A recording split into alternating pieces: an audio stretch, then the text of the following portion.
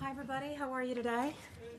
Good. I'd like to start out with today. I think we mentioned this to you that once again we're lucky enough to be joined by Ambassador Deborah Birx, who's going to talk with us. As you all know, the Secretary is in Africa this week. I've invited Ambassador Birx, who serves as our Global AIDS Coordinator at PEPFAR, to join us to say a few words about the progress that the administration has made in supporting countries. Many of those countries are in the African continent toward achieving control of HIV and AIDS. This weekend, during the Secretary's visit to Kenya, he will visit a PEPFAR-supported site to see firsthand some of the incredible life-saving work that is being done there. Our Deputy Secretary had also visited a PEPFAR program when he was on the continent not that long ago. So with that, I'll turn it over to Ambassador Birx. And let me mention, she just returned from South Africa and also from Rwanda, where you were taking a look at some of the programs taking place there. Absolutely. So welcome. Thank you, she will take Heather. a few of your questions, and then I'll take over. Great. Good afternoon. It's a pleasure to be here. We are having a very exciting week with Secretary traveling throughout Africa. Just to remind you, 15 years ago, this is our 15-year anniversary, PEPFAR was begun by President Bush and has been in 3 administrations, all supported by the President and the Secretary of State through 3 administrations with bipartisan support from our Congress. So I think you also know we talked about last September, the Secretary announced a new aggressive strategy to increase our efforts to actually control the pandemic. And what do I mean by that? I mean to create a time and space where the epidemic is no longer growing and that the epidemic starts to decline. This would be historic. No epidemic in the world has been controlled without a vaccine or a cure. And although we need a vaccine and a cure to eliminate and eradicate HIV, we could actually get to a point where the epidemic around the globe is no longer increasing year over year. And so when we talk about Africa today, and I'll highlight that a bit, there are places in the world like Africa where we're beginning to see evidence that this epidemic can be controlled. And there are other places in the world where the epidemic is dramatically expanding. That includes Eastern Europe and primarily Russia, where the epidemic has continued to expand and new infections are on the rise. Just to outline briefly about this historic opportunity with the Secretary this Saturday, going to one of our DREAM sites. DREAMS stands for Determined, Resilient, Empowered, AIDS-Free, Mentored, and Safe Young Women. And it's the International Day of the Woman, so it's a perfect day to be talking about this program. He'll be going to the St. John's Community Center, where young women are receiving comprehensive programming under DREAMS to actually prevent HIV infections by surrounding them with community and financial empowerment, learning skill sets where they can grow up not only empowered but also AIDS-free and command of their own health. And we're excited about this visit. Just to take you back to where we were 15 years ago before PEPFAR and before the United States' historic and continued historic contribution to the Global Fund. The United States is the largest contributor to the Global Fund for HIV, TB, and malaria, and we're a third of the contribution each year. But 15 years ago in sub-Saharan Africa, child mortality had tripled, maternal mortality had doubled, life expectancy had decreased by 20 years. And this was in the face of our large programs working on immunization and improving nutrition and health, and that was all due to the HIV/AIDS epidemic. And I think you know that less than 50,000 individuals on the entire continent of sub-Saharan Africa had access to treatment. Fast forward 15 years, 13.3 million people on treatment because of PEPFAR alone. Importantly, 2.2 million babies born HIV-free and 6.4 orphans thriving today. But I think it comes down to the individual level, and again, because it's the International Day of the Woman, pregnant women now are thriving with HIV because their virus is under control and they're no longer transmitting the virus to their child. And so families are growing up whole and complete at a time when almost a third of adults in whole sections of sub-Saharan Africa were succumbing to HIV/AIDS. So I think it's a very proud moment for us and a very proud moment for the American people. It is their generosity, their taxpayer dollars that we get to translate into these high impact programs. We just got back from 2 weeks in Africa, going through every single country, 23 countries, in deep, deep detail, looking at performance of every single partner down to the site level where the services are being provided to make sure that our programs are reaching individuals with the highest quality of care and interventions that you would receive anywhere in the world. And this is what's possible when we work together with countries and communities for success. So I'm happy to stop there, take your questions, and see if you have any comments. Yeah. Yeah, I'd like to know, it's given you're just back from 2 weeks surveying every single site, I'd like to know what, if any, impact you observed from the reimposition and the expansion of the Mexico City rules, what critics call the global gag rule, on PEPFAR programs, notably prevention. And main reason I ask this is because last month the people who were in charge of the review said that only 4 organizations had opted out and 7 subcontractors, and yet groups that are involved in this say the actual numbers are quite bigger, and that and just today PAI, I'm sure you're familiar with, released 2 reports, one on Nigeria, one on Uganda, that says that PEPFAR programs are suffering and are likely to continue to suffer under this. So I'm just wondering what impact you have seen. Yeah, that's a great question. So our money comes to us. So remember, that was approved in May. Our money goes out to countries in the fall. So we will have the first complete quarter of execution just now from October, November, December. We collect data quarterly and analyze it. We did not see a quarter. We look at quarter by quarter and we compare this first quarter of this fiscal year to the last quarter of the last fiscal year. You know, I love talking about data, so I could make this a very long answer, but I won't. But we can compare this quarter to the quarter last year, country by country and site by site, and partner by partner. And we have not seen a change in the performance and the achievements down to the site level in the first quarter. But remember, our money just went out. So we'll be looking in the second and third quarter. And I think you know the Secretary is very interested in the PEPFAR data to be able to look at this. In addition, we are sending individuals, we do site level monitoring where we send U.S. government personnel actually out to sites to look at both the high performers and the low performers to ensure that everybody's performance increases. We will have that data also within the next 6 months. So we will have quarter by quarter data. Our quarter by quarter data is up on our website, pepfar.gov. So we really, I think when you talk about accountability, transparency, and impact, you really have to make yourself accountable looking at the data, but also provide it transparently so that communities can see the information as well as governments. And I think if you go to pepfar.gov, you'll be able to see the quarter by quarter data and really understand how it's being collected. We have not seen an impact at this time, but that doesn't mean we're not monitoring very closely. Well, would you expect one based on what you have seen? Because we have not heard of a significant number of partners that have not signed to date. I think we have 3. But it's impossible to say, right? Because you have no data and your money just went out, right? Right. I can tell you that this quarter, October to December, performed better than the quarter last year. Well, is it a concern of yours? Yeah.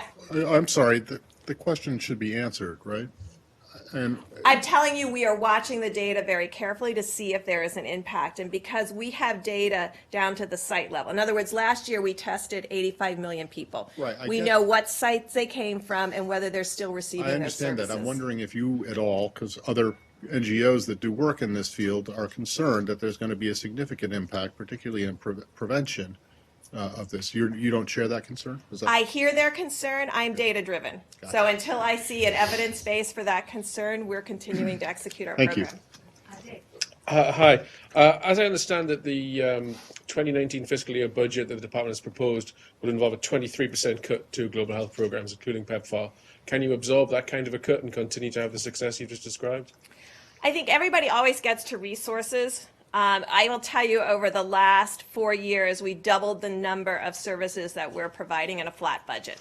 And I think if the president and the secretary wasn't completely supportive of PEPFAR, we would have actually seen programs zeroed out. I think it's a wake-up call to all of us to make sure that we're as effective and as efficient that we can be with the taxpayer dollars. And that's my job, to translate the resources we've got and we were given into the most effective program that we can execute that has high impact. And I think that's what as you know, we're committed to controlling this pandemic and having a different future, not only for Africa, but around the globe. So you've been wasting this money up to now.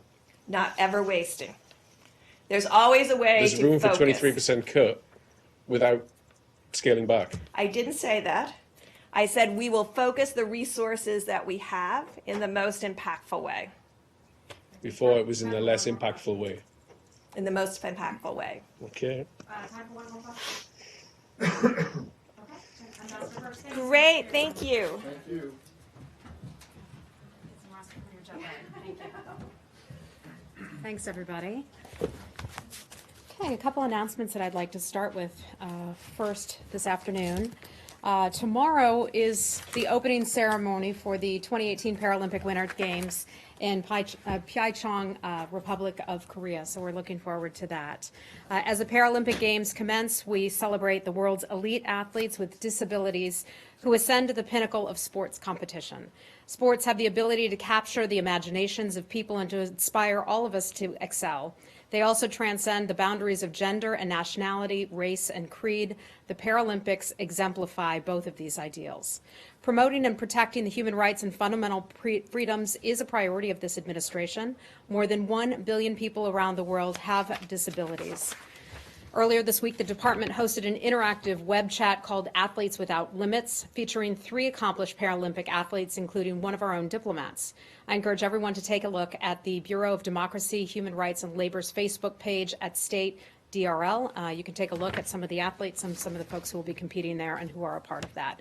We're wishing the best of luck to Team USA and all Paralympic athletes over the next 2 weeks, and we certainly look forward to watching that. Next, today is International Women's Day. And the Secretary put out a statement earlier today, which I'd like to read for all of you.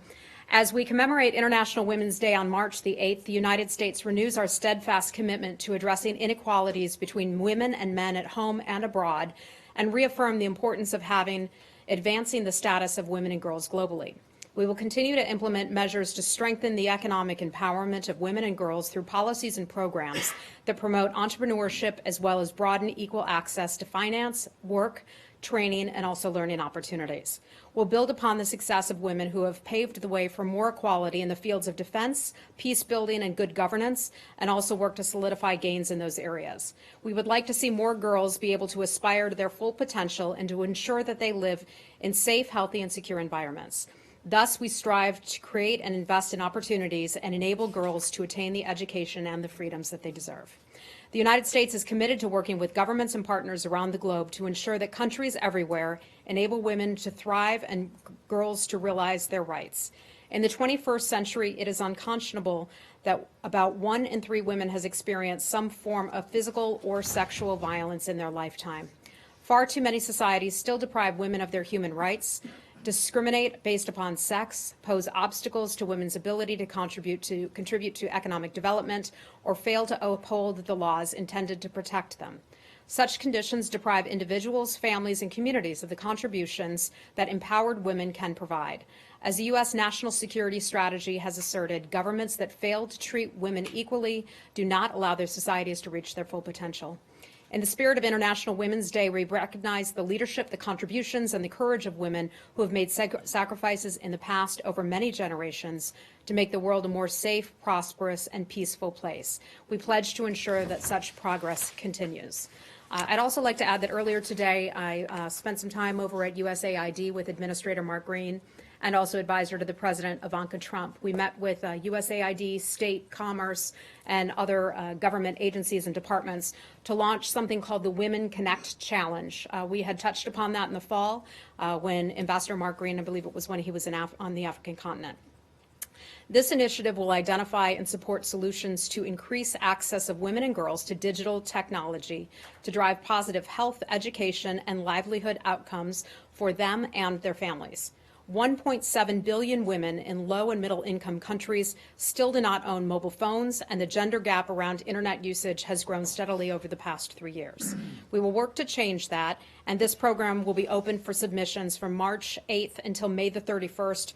For more information, we'd encourage you to visit usaid.gov/WCC. It's the Women Connect Challenge. They're also looking to bring more STEM, science, and technology to young women around the world. And lastly, I'd like to address the Secretary's visit to Africa. The Secretary is currently in Ethiopia, the first stop in his trip to Africa. He met with African Union Chairperson Moussa Faki today to reaffirm the United States and the African Union's mutual respect and strong commitment to the shared goal of a stable and prosperous Africa. The Secretary applauded the role of the AU countries that they play in South Sudan and in Somalia, as well as in the fight against corruption and promoting transparency. Their conversation builds upon the momentum created by the previous meeting that was held in Washington in November on the margins of the annual U.S.-AU high-level dialogue. Secretary Tillerson also met with both the Ethiopian Prime Minister and the Foreign Minister. In both meetings, they discussed a broad range of shared interests in security, economic growth, and governance. The Secretary emphasized that the United States stands ready to support Ethiopia as it addresses its goal of advancing reforms to broaden political space. The Secretary will depart tonight for his next stops. Those will be in Djibouti, and then he will head to Kenya. And that is it. Matt, would you like to start Thanks. today? Yes, please. Can I just ask you a very brief logistical question before getting to the Secretary's I'll trip? see what I can do, yes. Well, it has to do with your first, semi-related to your first announcement on the Paralympics. Okay. Just on the Olympics, do you know, and because it's Women's Day, Mm-hmm. remember the event that was supposed to happen here with the women's hockey team Yes. that was canceled because Yes. of Wind-mageddon? Has that been That would be the weather. rescheduled, do you know, or? Not to my knowledge. As many of you know, we had talked about this, and we're so excited to have the U.S. Women's Olympic team come here to the State Department for a reception. We were excited to honor them. I was excited to meet with them, and our Deputy Secretary was going to host them at a reception. So we had to cancel that because the government was closed that day.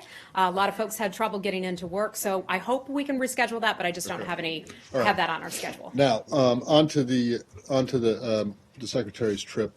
What is going on with this feud between you and the Russian Foreign Ministry and the Russian Embassy over a meeting between, or a potential meeting between Secretary Tillerson and Foreign Minister Lavrov? Whether or not he got an invitation engraved or otherwise, the Russians did publicly say several times in several different forums that they were looking to have a meeting happen. Did you guys just simply reject that out of hand? Did you decide that it was inconvenient or that inappropriate given the current tension in the relationship? You know, the Secretary addressed this from Ethiopia earlier today. He said that he mentioned that he and Foreign Minister Lavrov have met many times. I went back and took a look at the number of times that the two of them have met in less than a year. They've met in person at least 9 times. In the last 3 months alone, they've spoken by phone on 4 occasions. The Ambassador Antonov, has had substantial access to U.S. government officials. We never received a formal invitation. I said that the other day, and I stand by that today. We never received a formal invitation. Well, does it have to be a formal invitation? And given what the situation right now, especially the administration, not just you from this podium, but the administration's very harsh criticism of Russia, both for its actions in Syria and in Ukraine. Was it deemed not to be useful to have a meeting? It seems like that's the time when things are at a low point that you would want to have Secretary a meeting. Tillerson has a very tight schedule, and just because the two of them happen to be in the same country at the same time does not necessarily mean that they are going to carve out time to have discussions about world events. Well, we have been very forceful, as have many other countries, in their criticism about Russia's activities, not only in Ukraine, but also in Syria. We've been very clear about that. I'd like to mention just overnight alone, 63 civilians have been killed. That's in addition to, I believe it's nearly 900 or so who have been killed in recent weeks since this latest round of attacks has started taking place in eastern Ghouta. Let's remember the horrors that are taking place there in eastern Syria, in eastern Ghouta, and I think that reminds us of where Okay, things it's not stand. just that they were in the same country on the same continent, they were in the same hotel. Yeah.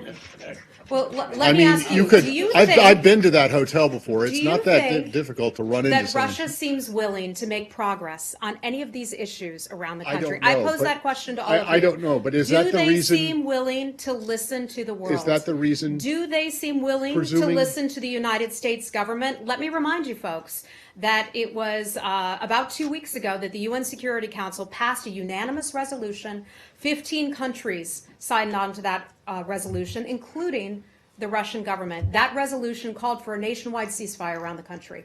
That nationwide ceasefire would help save the lives of innocent civilians in eastern Ghouta. Overnight alone, 63 innocent civilians were killed. We have seen the aid convoys, which were supposed to get in, yet they can't get in. They can't provide the aid that they need to from the UNHCR and also the Red Cross. All of that needs to change. If Russia wants to be a responsible partner to the international community, to the United States, and to the world, and to humanity, they know what they need to do. But They does need to that stop. mean- Does that mean that that's like a condition now for them Matt, to have? I'm not saying that. I would just ask. I mean, was this an I would ask intention? I'm that trying to all figure of out if this you is an take a intentional look at the snub. activities and see if you think that they are being a responsible partner to the world. And I will leave it at that. Presuming your answer to Mm-hmm. that question is no, they're not being a responsible partner, is that the reason that you guys basically ignored this Russian Matt, I can invitation, tell you, whether it was formal or and, not? and maybe some of you think this is cute, but we received no formal invitation, and I won't go beyond that. Okay? Does it- Let's move on to something else. Can I move? Okay? Sorry, go right ahead, Yeah, Saeed. yeah, thank you. Yeah. On the occasion of the International Women's Day. Yes. The Israelis extended the detention of a woman journalist for another year, 45 others. There are many, many women. There are dozens of Palestinian women who are being held year after year without charges, administrative charges. Do you call on the Israelis to either charge these women or let them go? I'm not familiar with their particular cases, and I know you often will come to me with these questions about individual cases or a group of cases, that it's not appropriate for the U.S. government to weigh in on these particular situations. So I'd have to refer you to the Israeli authorities on that. I'm sure you'll have more questions about Israel and Palestinian issues. I'd be happy to get back to you, but let's stick with this Okay. first. I'll come back to you. Oh, I'll come sorry, back to you. I thought we were done. Yeah, I okay. apologize. Dave, you had a question about Yeah, this. no, on Russia. Yes. So, as a Czech general, and well, a NATO general from Czechoslovakia in town, Petr Pavel, he says that Turkey's decision to buy the Russian S-400 missile system will expose NATO operations inside its partner Turkey to intelligence gathering by the Russian technicians that will install it, and simultaneously a U.S. NATO general. Mr. General Scaparotti is saying he doesn't believe there's effective unification across the U.S. interagency with the energy and focus that we should attain in confronting Russia's aggression in Europe. Is it time for you to review your decision that Katsau is a sufficient deterrent without actually applying any of the sanctions? Well, I would reject the premise of the last part of your question, okay? We implemented the CATSA sanction, or implemented that law on January 29th, or rather in the fall, but January 29th was actually the first day that the United States government could begin imposing sanctions under the CATSA law, congressional piece of legislation. I have spoken to this before, that we have many U.S. government officials around the world who are working on this. You cannot rule out sanctions in the future. Just because we didn't do it on day one does not mean that that is not something that will be done in the future. We are continuing to look at that. We take it very seriously. We've had lots of conversations with our partner governments around the world. Our posts have reached out to other governments to explain this legislation and what could cause certain governments or corporations to run afoul of that legislation. When you, as you say in January, when you rolled it out, you said that it's your conclusion at that point that it was acting as a sufficient deterrent. Well, Does it still seem to be a sufficient deterrent? let me say this, okay? At that point, we had found, and we're pleased with this, that there were a certain number, we believe it was somewhere between $3 and $4 billion worth of deals that were going to be done that were then turned off. okay? Turning off those deals because other governments and companies around the world realized that they would lose money, that they would then be sanctioned under CATSA. So those governments and companies decided to stop doing those deals. That deprived the Russian government and governmental structure, defense structure, to not get money that it had wanted. That is a form of a punishment. So we were pleased with that amount as it pertains to employing sanctions on different companies and governments and individuals. That's something we still reserve the right to impose sanctions upon. And that's why I say it's a whole of government approach, that we have many people who are experts in sanctions around the world who are looking at different government, different activities that could fall under sanction law. Do you have Okay. any response to General Scaparotti, who says that the whole of government approach you describe has not been effective? I don't have his full quote. I don't have the context of what exactly he was talking about, so I'm not going to comment on that. Okay? Hi, Rich. Sure. Okay. Hold on. Lori, go right ahead. Yeah, there was an attempt to assassinate the former Russian spy Sergei Skripal and his daughter in the UK with the nerve agent. And Russia is the most obvious candidate for having been behind that. If it turns out to be Russia, would you apply sanctions as you did regarding North Korea's use of VX to assassinate a political opponent? Lori, I can say I'm not going to comment on a hypothetical. We don't know who is responsible for that attack at this point. The British government, we have an incredible amount of respect and gratitude for the kind of work that they do in terms of their investigations. That investigation is underway, and I'm just not going to get ahead of that investigation. I'll let the Brits figure that out, and then we'll follow on from there. So I'd like to note, if it turns out to be Russia, Russia would be in violation of the Chemical Weapons Convention. And we did just impose sanctions on North Korea for the attack on Kim Jong-un's half-brother. So I will mention that, but Lori, I'm not going to get ahead of this investigation or be able to state today what we would do if what you say was the case. Okay? Now, can we go back? In your, when you said the North on Tuesday, I think it was, that North Korea would be subject to sanctions. Yes. That was an automatic thing because of the determination. You had determined that they were guilty of a chemical weapons attack, and I'm not- therefore the sanctions follow. I read the I'm act. not They an do expert follow. on that specific line of sanctions. I know far more about CASA than I do about that one.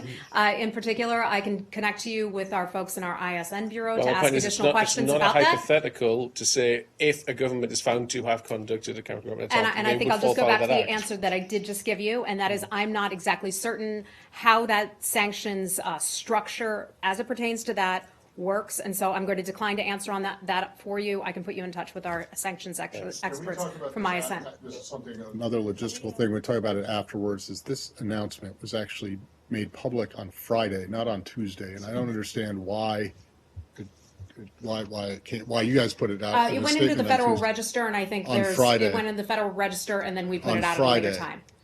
On Fri- I'm not Anyway, sure we what can talk about- I'm not sure we what can our talk about internal, it- we can what talk our about it internal afterwards. structure is with regard to when something gets posted in the Federal Register and when somebody hits a send button here Okay. at the State Department. Can I go Hey, back Rich. to On the South Korean delegation here today, Yes. can you tell us who came, who they met with, what message they brought with them? So first, I can tell you that meeting is taking place, I believe, right about now. I think it started about 2:30 p.m. today over at the White House. So a lot of this, I'm not going to get ahead of those meetings, and I'm not obviously sitting in those meetings right now to be able to tell you any of the deliverables or what kinds of conversations are taking place right now. I can tell you that from the State Department perspective, our Deputy Secretary, John Sullivan, is over there at the White House, and he's engaged with those meetings.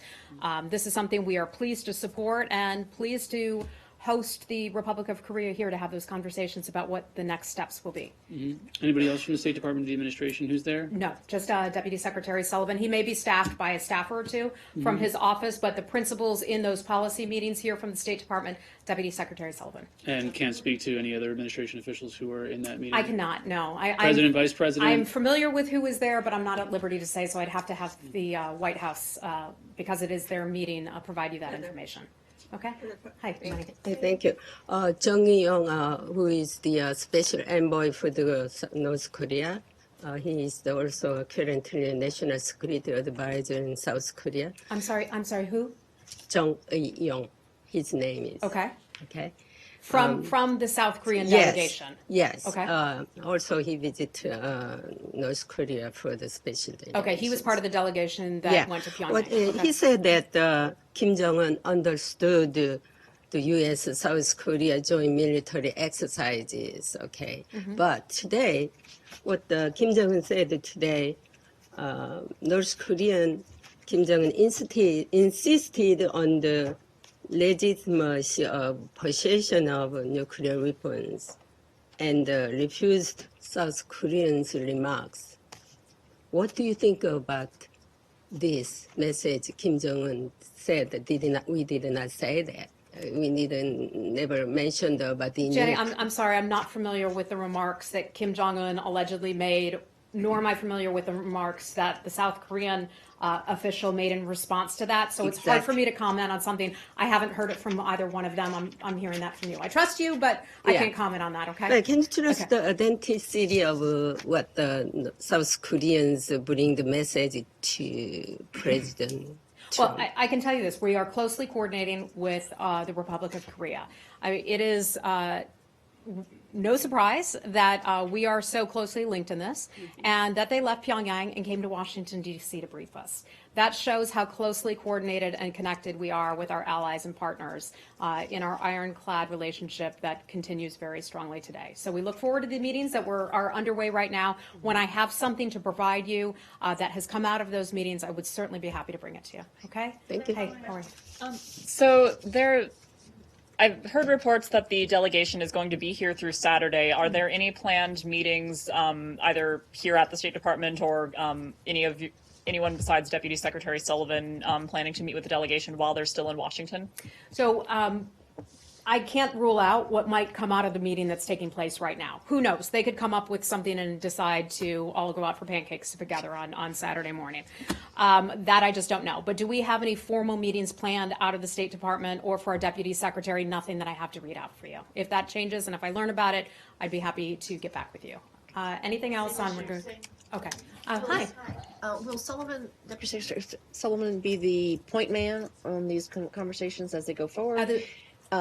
Sullivan, or will you have someone else? Will you ask Joseph Yoon to stick around, or someone with more expertise in the field? What will the State Department be doing to participate in these? Well, as you well know, Ambassador Yoon retired. He has left his service in the U.S. government. I hope he's on a beach somewhere enjoying a life with his family. I wish we all. Especially after having dealt with the North Korean issue. I can tell you that Deputy Secretary Sullivan is a very shrewd man. He is a ferocious reader. He is hard at work. I'm fully confident that if he were the one who was chosen to lead these conversations from here on out, that he would be excellent at it. Other than that, we have our acting assistant secretary, our nominee to head EAP, Susan Thornton, who will remain extremely engaged in this, in any potential dialogue down the road. And we have other individuals here at the State Department who are more than capable of handling that as well. Secretary Tillerson play a direct role, do you think? I would absolutely, without a doubt, the secretary would. I'm sure the secretary would be the one in that meeting today, were he not on his Africa trip. Can I Okay? go back to Palestinian Yeah, issues? sure. Thank Said, you. go I ahead. appreciate it. Just going back. Hold on. Hold on. We just interrupted Saeed No, twice. it's okay. That's all right. You It's want no good to to me. No wait for the problem. lady? Okay, Yeah. okay. Thank you so Hi, much. Lisa. Secretary Tillerson said in Ethiopia that the first step towards negotiations is to have some kind of talks about talks. Is the U.S. seeking to schedule those talks about talks or any sort of a face-to-face meeting with North Korea? We are not going to schedule talks about talks or any kind of chat or anything like that at this point. We are having our meetings with the Republic of Korea to learn, to get a readout from them about what took place in their meetings in Pyongyang. So we will see what comes out of that meeting today, and then we may have announcements at some point in the future. Sure. Okay? And just one follow-up on what you said about Deputy Secretary Sullivan. You said confident if he were the one that were chosen to lead. You're not saying that he has been chosen to lead those. I am absolutely not saying that. He is there today as a representative for the State Department, and we're pleased to have him. Okay, Saeed, go right ahead. Two questions on Jerusalem. Okay. On the embassy. Today, the New York Times reported that where the embassy is going to be housed in the Hotel Diplomat, that's actually no man's land. That's land that was conquered in 1967. So, in essence, your embassy will be on land that is contested, that you have agreed in Resolution 242 and 338 and many resolutions thereafter, that this is occupied territory and should be resolved in final negotiations. Are you recognizing Israeli sovereignty over the conquered part of Jerusalem in 1967 by having the embassy there? Saeed, we addressed this question, I think it was about 2 weeks ago, in Right, which we okay. talked about how part of the embassy, part of the site is located in West Jerusalem, and part of it is in what's considered to be no man's land, as you just referred to that. That's a zone that formally demilitarized between 49 and 67. It lies in between the 1949 armistice lines. In terms of anything beyond that, borders, boundaries, all of those questions, those are all subject to final status I negotiations. understand you talked Yeah. about this early on, a couple of weeks ago, as you said, but also that does not negate the fact that by having your embassy there, that is on land that is just being contested, right? Saeed, I That will is- tell I you, don't- we did not make a determination on the borders or boundaries. That's final status negotiation. We consider our location where it is to be partly located in West Jerusalem and partly located in no man's land. Okay, and on also pertaining to Jerusalem, the Israeli Knesset approved a law that requires residents, Palestinian residents, to swear a loyalty oath to the state of Israel or actually leave. Is that a way of ethnically cleansing Jerusalem from Palestinians? Is it a what? They need to swear a loyalty oath to the state of Israel if they want to stay in Jerusalem. How do you perceive that?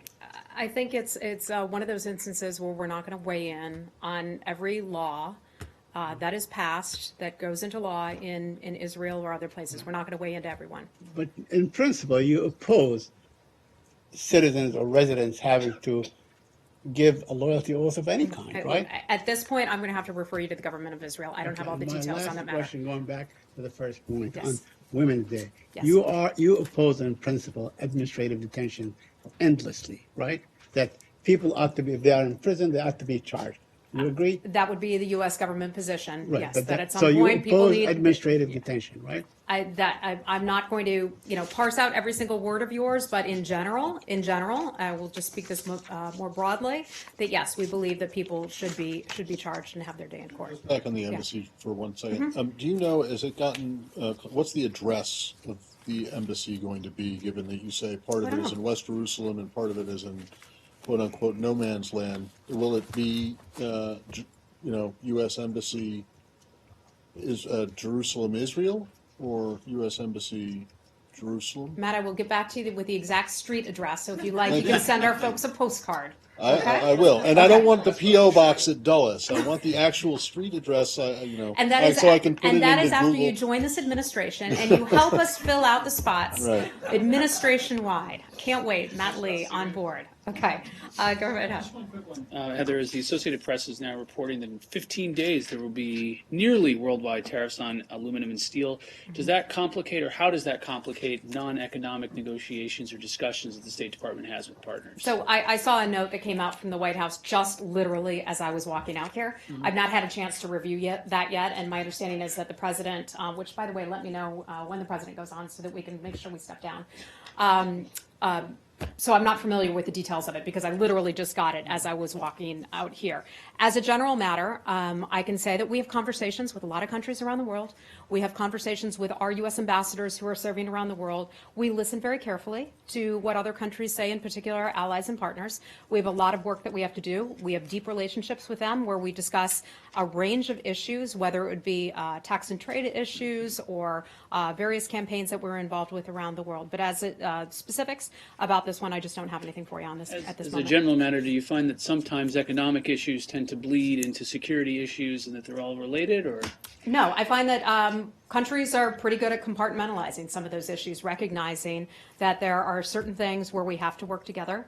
We may have differences on certain issues with other countries, but then we find areas of agreement where we work together on those things. Okay, Lori, go right ahead. The SDF, the Syrian Democratic Forces, have announced that they are pulling forces from the battle against ISIS to defend Afrin. What is your comment on that? Lori, we've talked about that before. In fact, I think just as recent as this Tuesday. The idea that those forces that the U.S. government and our coalition partners have partnered with to take out ISIS in Syria. They have been a tremendous fighting force. Without the SDF, we would not have been able to achieve the success, for example, in Raqqa, that the U.S. government and coalition partners have succeeded with people now slowly, very slowly, being able to come back home. They are a valuable partner. We have seen, as the situation in Afrin has taken hold, that some of those SDF forces, General Votel spoke to this the other day, have started to leave their work with coalition partners, the fight against ISIS, and head over to Afrin to handle those types of issues. That takes the eye off the ball of ISIS, which is the entire reason why the U.S. government is there. That is a concern of ours. General Votel spoke to that. I've spoken to that in the past, as have other U.S. government officials. It's a concern of ours. We would like to see ISIS defeated once and for all.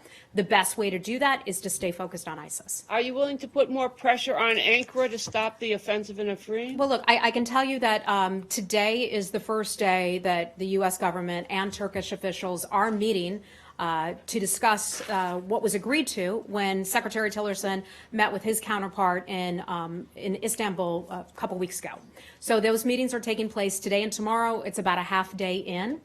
We obviously have a lot we have to discuss with the Turks. We have a lot of issues before us right now. I imagine that will be one of those issues. I think that would not be a surprise. Where is that meeting? That meeting is taking place here in Washington. And who's representing the U.S.? We have a lot of people who are a part of our delegation from the State Department, if you will, about 24 people from the State Department. I believe about 2,000 people or so.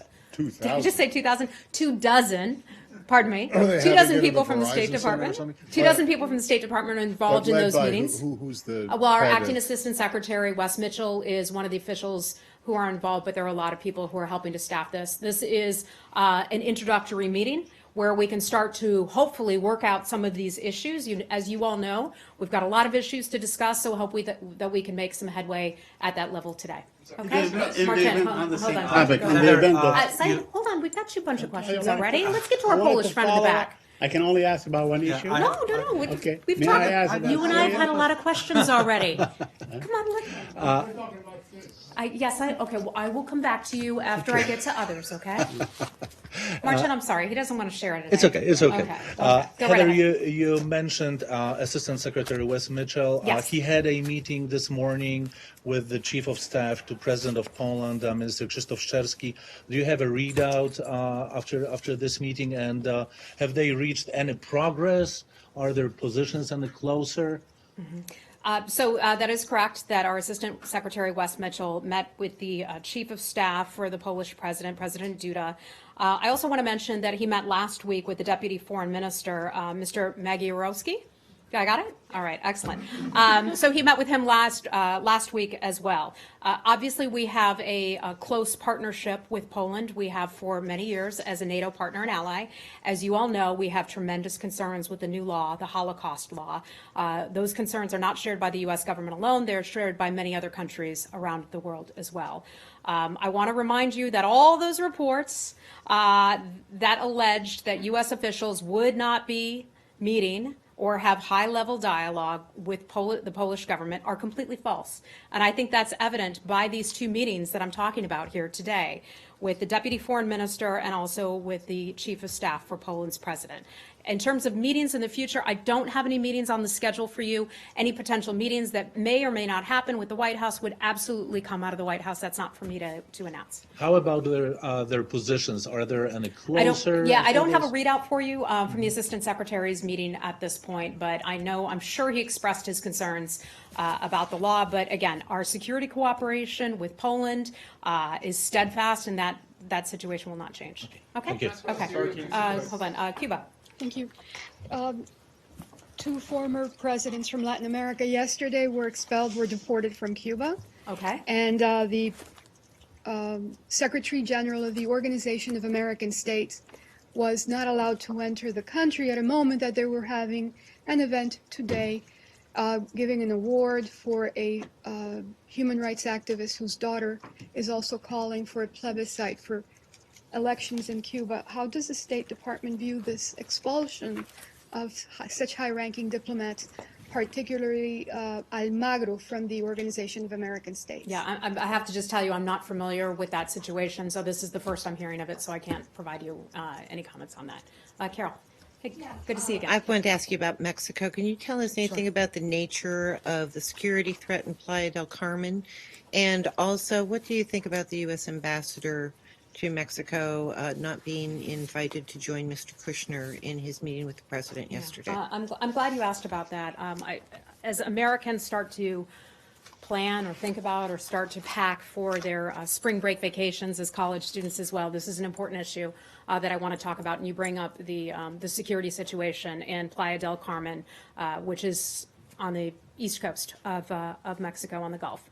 On March 7th, our embassy in Mexico City received information about a security threat in Playa del Carmen, that is in Quintana Roo in Mexico. We released a security alert yesterday on March 7th to all U.S. citizens due to what we deemed to be credible information that we received regarding the security threat in Playa del Carmen. As a result of that, we recommend that American citizens who are considering planning travel to that area consider this information. As you all know, we have directed U.S. government officials to not travel there at this time.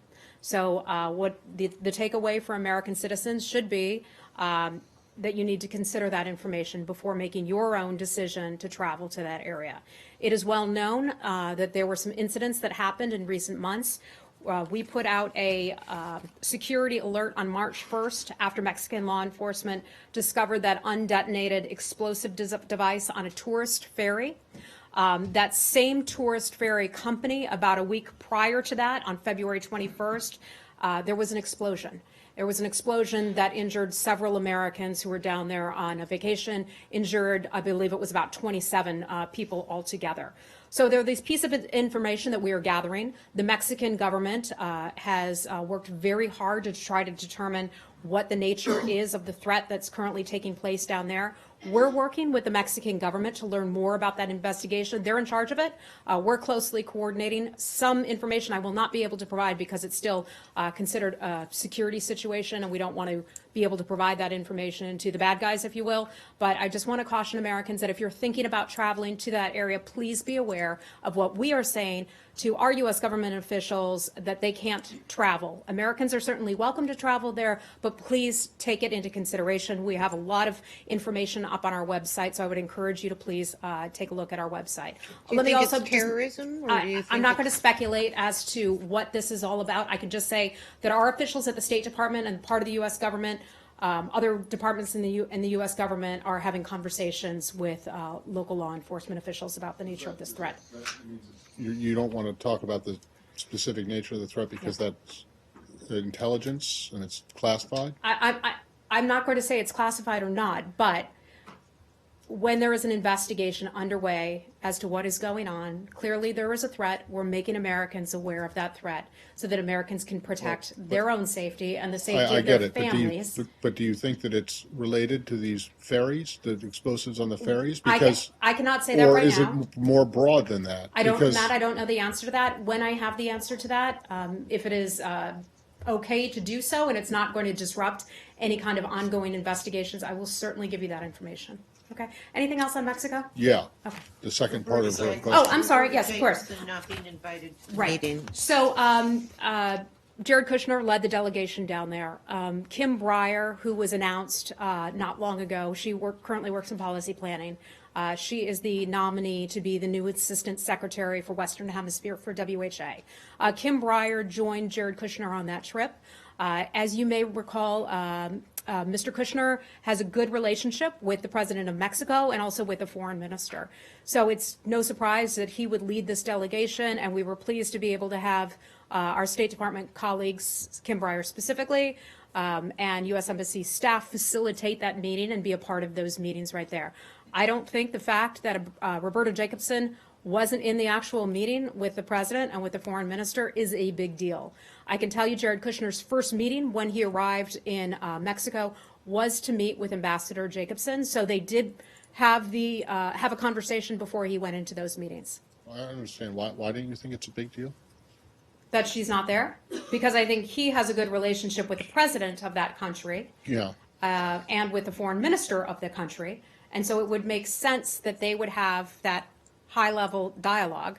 The ambassador and Mr. Kushner had a meeting beforehand. Right. And I think that pretty much checks the box. It does, okay, because, you know, she has a higher security clearance than he does. She is able to discuss things, not with him, but with others, that he is not privy to hearing.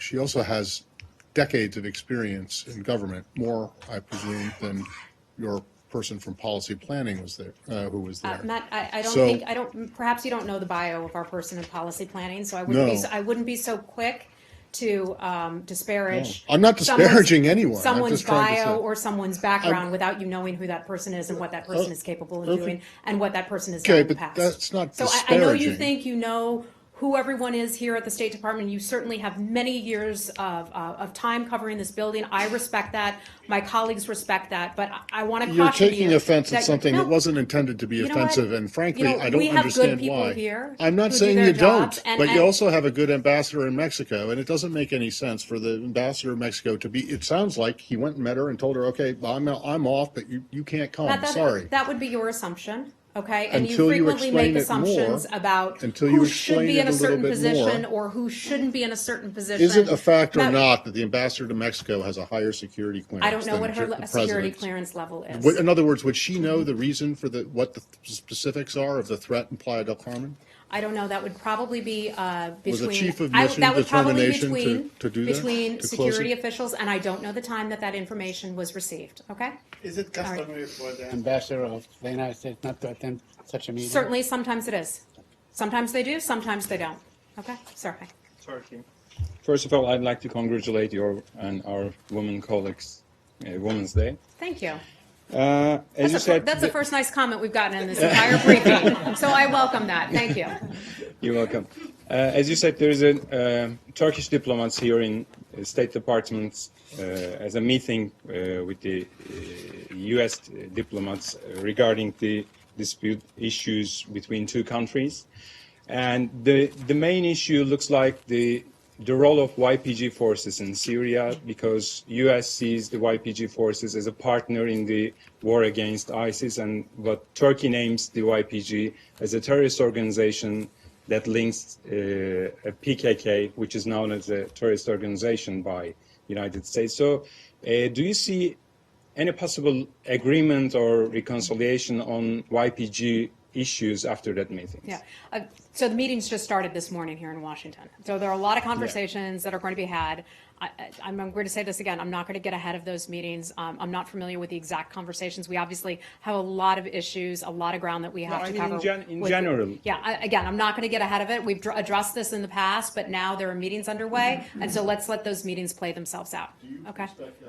Any kind of a readout tomorrow after they're done? We'll see. I hope so. I hope we will. I always try to bring you guys readouts. In the event that the YPG coalesce with Syrian army forces in their attack against the Turks, where would your position be? That Because that is what is happening. I think that's a double or a triple hypothetical. So It's not a hypothetical, Saeed, because they are. I'm not going to Okay, get into that. one more okay? on Syria, on Eastern Saeed, Ghouta. you've had about 10 questions so far, and there Can I ask you on Syria, please? There are a I couple want to people ask who you have to not had a confirm chance so something. far. I want to ask you can on email Syria. me later, okay? Please, you know I I always want take to your ask you questions. on All right. East Ghouta, It's not the because Saeed if- show, sir. Go ahead. It's not my show, but I got to ask these questions. And so, you know what? Go ahead. Tell that to our friend from Bangladesh back there, okay? To our you. friend from Apologies, Poland right behind apologies. you. They have questions as well. Go right ahead. Women Day, Yes. International Women Day, and I want to draw your attention on Bangladesh. A distinguished woman in Bangladesh is in prison, who is in struggling for democracy more than decades, and government is trying to disqualify for the next upcoming election. That's why she's in prison. Media reported and the political expert reported that. Last week, the deputy assistant to the president, Donald Trump, and senior director Lisa Curtis visited Bangladesh, and she met with the government official, foreign minister, and she met with the Begum Khaleda Zia's party leaders, and to resolve political issue peacefully. Though government is attacking peaceful demonstration today they attacked peaceful demonstration in the capital city, Dhaka. So what is your present position on Bangladesh issues as Bangladesh political situation is very turmoil and government is not giving any space to demonstrate the opposition and their voice? Yeah, I mean, we have a good relationship with the government of Bangladesh. Bangladesh is a democracy. They've got a lot of good work with the United States. Certainly know that there is an election coming up. What you have just mentioned in particular, I'm not familiar with all the details. I do know that Lisa Curtis from the NSC was in Pakistan not too long ago. I was not aware that she was also in Bangladesh. So if I can get any readouts from you on that meeting, I will certainly do my best to do so. We've got to wrap it up. I believe the president is up right now. So thank you, everybody. We'll see you real soon.